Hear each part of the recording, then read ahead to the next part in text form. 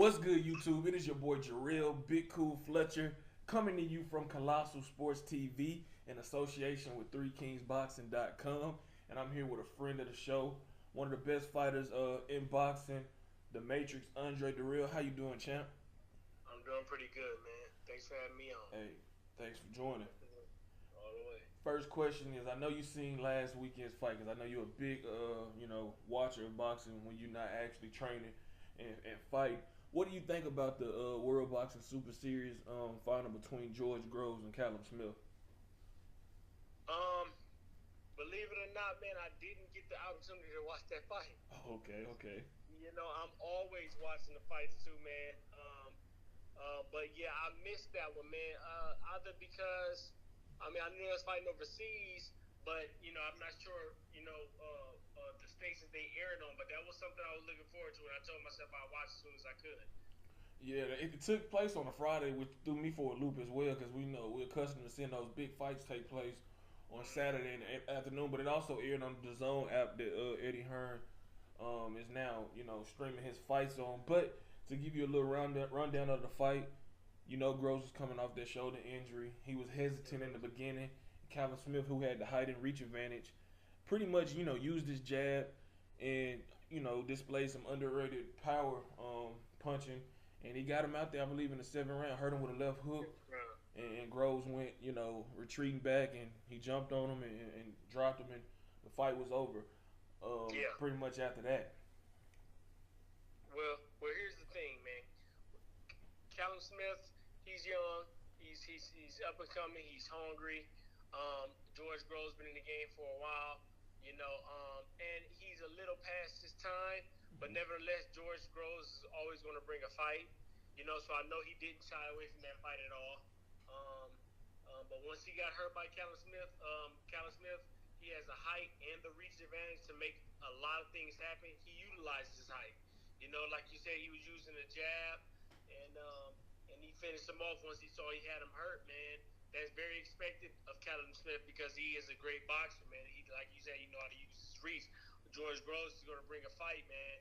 Too bad he got stopped, but he was in there with tough opposition, and we have to give one up to George Groves on top of that because he's not going to shy away from a guy due to any advantages. He just wants to put on the show for his country, for his fans, man. And I know it was one hell of a fight, no question.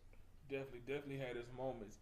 And it's funny that we talking about this because me and my boy, I don't know if you remember 2K, he's the head of the 3kingsboxing.com. We interviewed you before your rematch with Uzcategui, and we was talking about you. We was like, damn, we wondered why you didn't enter the tournament. I don't know if you wasn't approached or not, because my boy 2K said, shit, Callum Smith won Andre Dirrell's title. Because we felt, if you would have entered that tournament, you probably would have walked away with the, with the whole thing. So was there any, were you approached by anybody to join that tournament?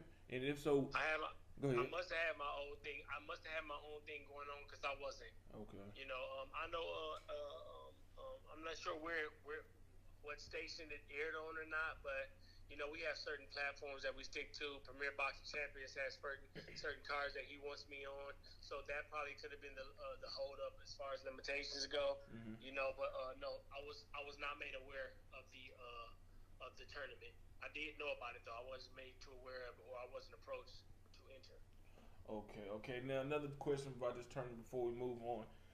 In comparison, of course, the tournament you was in, the World Boxing, the Super 6 tournament, the talent, I believe, is, a big gap. But would you have preferred, thinking back hindsight, because this tournament was like a single fight elimination, would you have preferred that platform for you all's tournament back a few years ago? That way, things would have been prolonged. Injuries, of course, happen regardless. But when you fighting that long, you know what I'm saying, it increases the chance of unfortunate situations happening. So would you have preferred the format of the single elimination style tournament for yours, like they did for the way it was laid out was fine for me. Mm-hmm. It gave us definitely a fair opportunity, man. We can lose the first fight and we can say that tonight just wasn't my night. I felt a little off. And then you have that opportunity and that extra bit of determination to make sure that you're stronger for the next fight in hand. And your opponent, opposition would know that, especially if he's coming in to fight with nothing to lose, with an extra loss that he can actually look forward to. So you'll know that the person coming in with a loss already is going to be very determined to last, man. So um, it's all about how you view it, and I view it as that, it makes it a lot scarier to know you going up against a guy who has nothing to lose, man. So whether it be one match elimination and that determination is there, and then you have to put it all on the field. Every single fight you have to make sure you're at your top, or if it's two match elimination where when your back's against the rope, you show that you have it. It can play an equal role, man. So I was destined for the way it went for me, and they were destined for the way it went for them. Either way, it's a good way. Definitely agree. And like I said, you described yourself going into that fight that second round against Abraham. We all felt you beat Frotch, but I guess it just sounded like you were describing your situation because you was coming off of a loss, and then he was coming off of a big KO victory over Taylor, and we see how that fight went. So Yes. definitely agree with that point of view. And let's go to the next question. I don't want to harp too much on your rematch with Uzcategui because I know you've been asked about this ad nauseum, and you probably get tired of answering questions about it. But what do you feel went wrong in that rematch? Because you started out well, and then it just feel like the length and the youthfulness of him was kind of starting to get to you. His Yeah. ability to cut the ring off was getting to you as the fight went on. What in your mind went wrong in that fight? Was it just a bad stylistic matchup? That's an excellent question, and I've been meaning to address this, for a long time, man. First off, it was my first go with Virgil. Um, the camp was solid, the game plan was solid, and I didn't execute. Why? I definitely was taken through a lot in the back of the dressing room. First off, the setting was set. The Showtime backdrop. The cameras never came back. Um, I was heard. I was told that Uzcategui had blood in his urine, and that was the holdup for the fight. That's what I was hearing, but that wasn't the case at all. The back of my locker room claimed that I need to take another physical. I need to pee um, uh, um, before I walked out. If I didn't use the bathroom before I walked out, I was going to be disqualified. Well, when we first got to the fight, I got in my dressing room. First thing I do is try to use the bathroom. Mm-hmm. So that's what I did. And 10 minutes went by after I done that. And next thing you know, Vada's coming in saying we have to take a urine test. And I'm like, okay, no problem. But I'm thinking, just like always, it'll be after the fight. Mm-hmm. Well, we're sitting there, we're trying to get wrapped up, and they tell us that you have to use it now. I said, well, I just used the bathroom. Why weren't you guys sitting back here waiting for me when I arrived? Weren't you guys here? And I was given a bunch of hoopla about that. And then I had to take a physical. I had to go back again, take a physical, the same exact physical that I took the night before. I went and took the same physical. So it was running me back and forth. Virgil was telling me, don't worry about none of this. Just stay focused. They didn't allow me to get wrapped, like I said. Put it like this: 10 minutes after I was supposed to walk, that's when they finally gave me my gloves and allowed me to warm up. So it was a bunch of stuff going on back there. And I'm gonna tell you just like this: the first fight that I fought with Uzcategui was better than the second performance. I wasn't there. It was a lot going on. I hate to make excuses, man. I don't like it at all. If I take an L, I took an L. That's why I congratulate Uzcategui like I did. But I wasn't mentally ready. They destroyed my mentality walking into that fight, and I have to take it as that. And on top of that, man, I lost a lot of weight as well. Like I hit 200 because I had got surgery on my knee. This while I was off, I have arthritis in my knee. Now I didn't know it, but I have figured it out during training camp, and I just got a cortisone shot and I fought through it. And so now I hit 200. So now I'm going to be moving up to 75, man. That's another. I believe that was another factor as well. I feel a lot better at 175, man. But a lot went wrong, and once we got in that fight, I couldn't execute the game plan. Simple as that.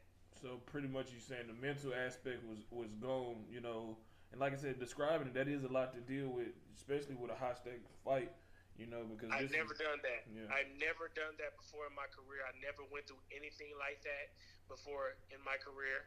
You know, I couldn't believe how much they were.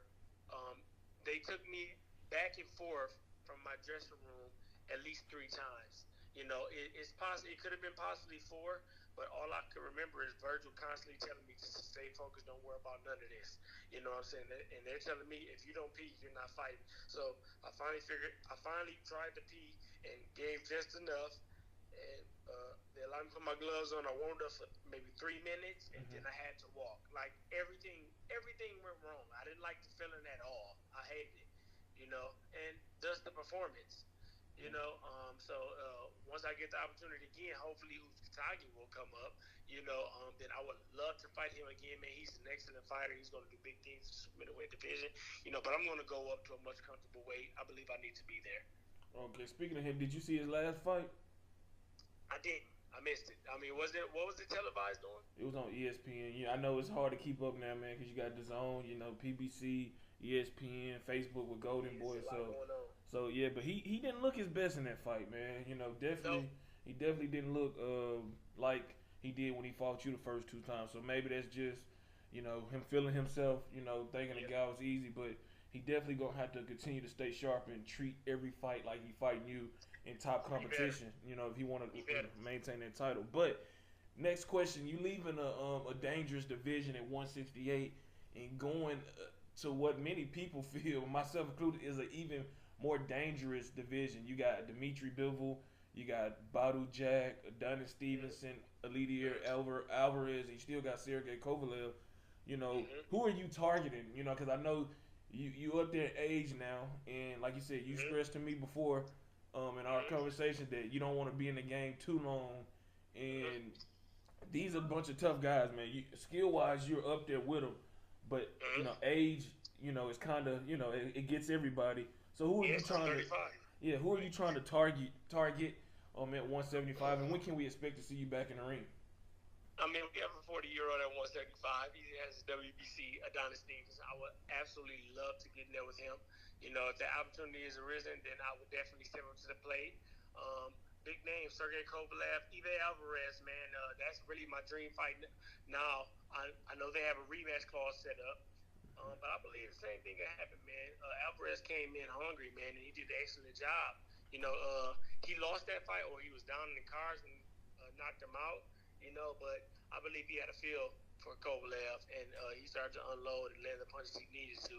And fortunately, he got him out of there. But unfortunately, we didn't get to see him dominate the round before he did so.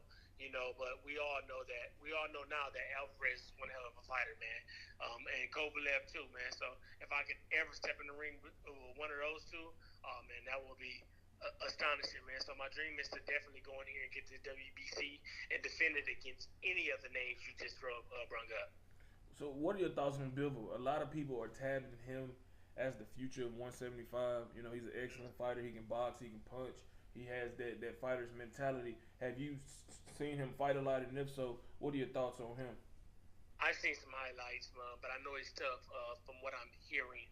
You know, I've seen some highlights though, but not enough to really give you an accurate assessment. You know, I know he's a great fighter. I know he's hungry. I know he can bang, and I know he can box, man. So he's a name. He's definitely a name, man. So if that's the guy I can step in there with and prove myself to, then I'll know that I'll make a big statement with a guy like Bivol, man. So he's definitely a big possibility, man. All of these guys are really 50-50 in there with me, man. As far as me getting the opportunity to step up to the plate, man, I'll be able to make a big name for myself and be resurrected, you know, with these names under my belt, man. So that's something I'm just looking forward to, man. Like I said, Badou Jack he came up 175. He feels excellent there. I know I'll feel the same, and I'll have a lot more to bring to the table when I get to add those extra 7 pounds to my resume. All right. So, are you still gonna be continuing to be trained by Virgil Hunter, or that's something no longer that's gonna be happening? Virgil's my guy. Like I said, it was my first camp with him, and regardless of how great the camp went, like I said before, the camp went excellent. That's why I hate to make an excuse about the fight. And I don't want to do it. Just exclude it in itself. But again, like when you make those adjustments with a new coach and you don't have that much time under his tutelage, then it can kind of alter your game. Like I said, look at the first fight to the second fight, man. We can all argue that I did much better the first fight than I did the second. So it's just me really adapting and honing in on his teachings, man. And once I do that, I'll be phenomenal. It's no doubt in my mind. I'll be phenomenal. They'll love me at 75. They'll love me. Definitely looking forward to your move up there. So have you extended the the length of years you want to continue to box? I know when we talked last time it was 1 to 2 years. Have you extended that a little bit with the new motivation and the new weight class on the horizon? Man, listen, I just want to feel good in training camp, and I want to feel good when I fight. The second I stop doing that, physically or mentally, then I have to make my ante. But it's all about how I feel. Adonis 40. You know what I'm saying? Bernard Dizu is 49. I don't plan on doing it until I'm either of those ages. But if I feel great, if I feel good, if I'm taking care of my body like I'm supposed to be doing, then I'm going to stay. And I'm going to continue to be the best fighter I can be. Simple as that. I will not allow fans or critics to tell me that it may be time for me to hang it up when they never even took their gloves off the shelf. I definitely respect that. Last question. Do you got a fight date in mind or a fight date set? We're looking forward to December. We're gonna sit down. We're gonna Al Hammond and I are gonna sit down. And we're gonna have a conversation sometime in another week. I just got finished talking on the phone with him, and that's when we'll make our assessment or arrange when our next fight will be. All right, man. Well, we look forward to your next fight. As always, I wish you the best moving forward, and hopefully, once you get that fight date announced, 3kingsboxing.com will write that story up, and maybe we can do this again. Most definitely, man. I'll be looking forward to it, man. All right. Let the fans know where they can reach you at on social media. Andre Dirrell at IG, Andre Dirrell on Facebook. I don't do Twitter, and I don't do Snapchat. So it's Andre Dirrell on either Facebook or IG. All right, champ. Stay blessed. Most definitely. Thank you. No problem. There you have it. Interview with Andre Dirrell. Like this video, hit that subscribe button, drop your comments in the comment section down below. As always, be sure to check out 3kingsboxing.com for your latest and greatest, updated, unfiltered, and unbiased boxing news and information reported the way it should be. Until next time, I am out. Peace.